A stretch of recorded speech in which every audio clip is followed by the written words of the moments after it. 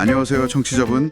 오늘은 지난주 설교 영적인 대적 낙심에 대해 좀 더 깊이 이야기 나눠보려고 합니다. 네, 누가복음 24장에 나오는 그 엠마오로 가던 두 제자 이야기였죠. 맞아요.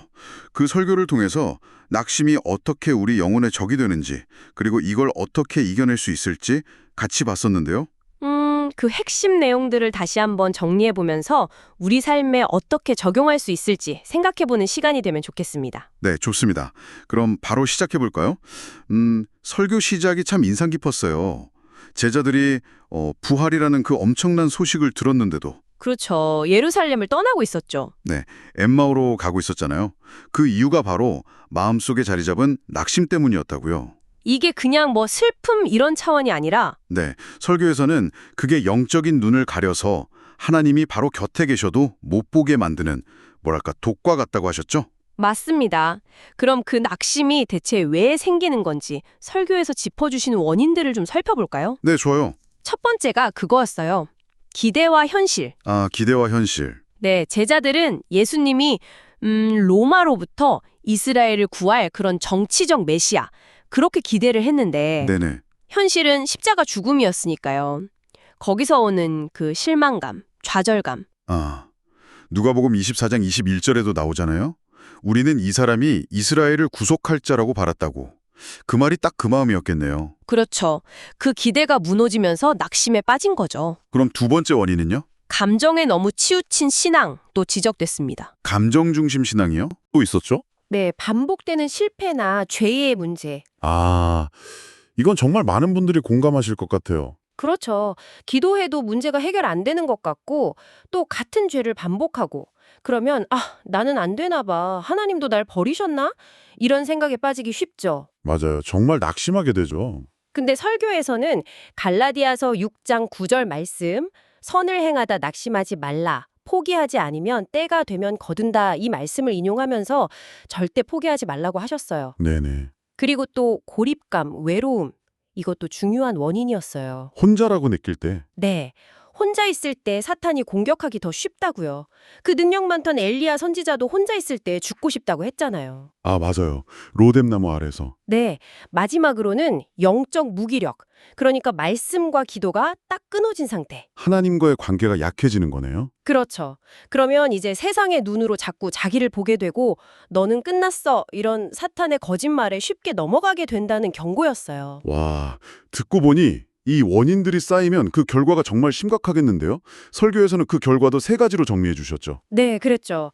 첫 번째가 진리의 말씀을 믿지 못하게 된다는 거. 말씀을 못 믿게 된다고요? 네, 제자들이 예수님의 부활 예고를 분명 들었을 텐데 당장 눈앞의 상처, 그 실망 때문에 말씀을 믿지 못하게 된 거죠. 아, 마틴 루터 말처럼 낙심이 보이지 않는 것을 보는 그 믿음의 눈을 가려버리는 거군요. 맞아요. 그리고 두 번째는 가야 할 길, 그러니까 사명에서 벗어나게 만든다는 거였어요. 사명의 길에서 벗어난다. 네, 제자들이 예루살렘을 등졌잖아요. 근데 그 예루살렘이 어떤 곳이에요? 부활의 증거가 있고 공동체가 있고 약속이 이루어진 곳인데 그렇죠. 중요한 장소죠. 거길 떠났다는 건 신앙의 방향을 잃어버렸다는 뜻이죠. 그 C.S. 루이스의 스크루테이프의 편지 얘기도 나왔잖아요. 공동체에서 떼어놓는 게 마귀의 전략이라고. 아, 맞아요. 혼자 있게 만드는 거. 세 번째 결과는 진짜 좀 충격이었어요. 바로 곁에 계신 주님조차 못 알아보게 만든다는 거. 네. 누가복음 24장 16절에 그들의 눈이 가려져서 그인 줄 알아보지 못하거늘 이렇게 나오죠. 예수님이 같이 걷고 계셨는데도요. 네. 그럼 이렇게 심각한 낙심에 빠진 제자들을 예수님은 어떻게 하셨나요? 포기하지 않으셨죠. 그럼요. 여기서부터가 중요하죠. 예수님의 치유 방법. 이게 우리에게 큰 희망이 되는데요. 네네. 첫 번째 방법이 좀 의외일 수 있는데 책망과 훈계였어요. 책망이요? 꾸짖으신 건가요? 네.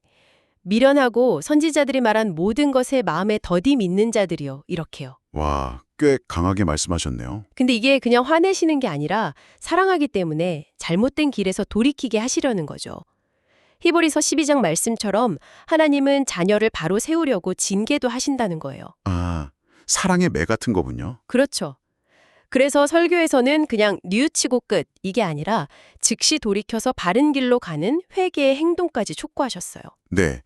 그럼 책망 다음에는요? 두 번째는 성경 말씀을 풀어 가르치신 것. 이게 핵심이죠. 아, 말씀. 네. 예수님이 구약 성경 전체에서 당신에 대해 증언하는 내용을 아주 자세히 설명해 주셨어요. 그랬더니 제자들 마음이 뜨거워졌다고 했죠? 맞아요. 그 찰스 스펄전 목사님 말 인용하면서 말씀이 식어버린 마음에 다시 불을 붙인다고 강조하셨죠. 디모데후서 3장 16절처럼 말씀을 통해 진리를 깨닫고 영혼이 살아나도록 이끄신 거예요. 말씀으로 마음을 다시 데우셨군요. 마지막 방법은 뭐였죠? 마지막은 공동체 안에서 떡을 떼며 눈을 열어주신 거였어요. 떡을 뗄 때 눈이 열렸다. 네, 식탁 교조 중에 예수님이 떡을 떼어주시니까 그때 비로소 제자들 눈이 확 밝아져서 예수님을 알아본 거죠. 아, 이게 단순한 식사가 아니었군요. 그쵸. 공동체 안에서의 교제, 그리고 성찬이 주는 그 은혜를 상징하는 거예요.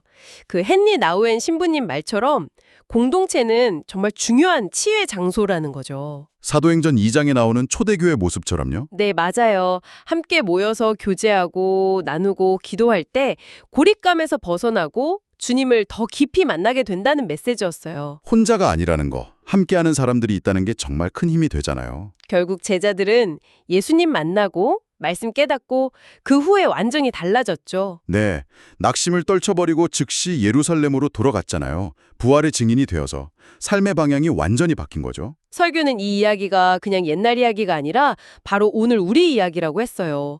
요한복음 14장 1절 너희는 마음에 근심하지 말라 하나님을 믿으니 또 나를 믿으라 이 말씀을 붙들고 네, 각자의 그 낙심의 자리, 그 엠마오 길에서 돌이켜서 소망의 자리, 예루살렘으로 나아가라는 강력한 도전이었죠. 네, 오늘 이렇게 다시 정리해보니 낙심이라는 게 정말 우리 영혼을 좀먹는 무서운 적이라는 게 더 분명해지네요. 그렇죠.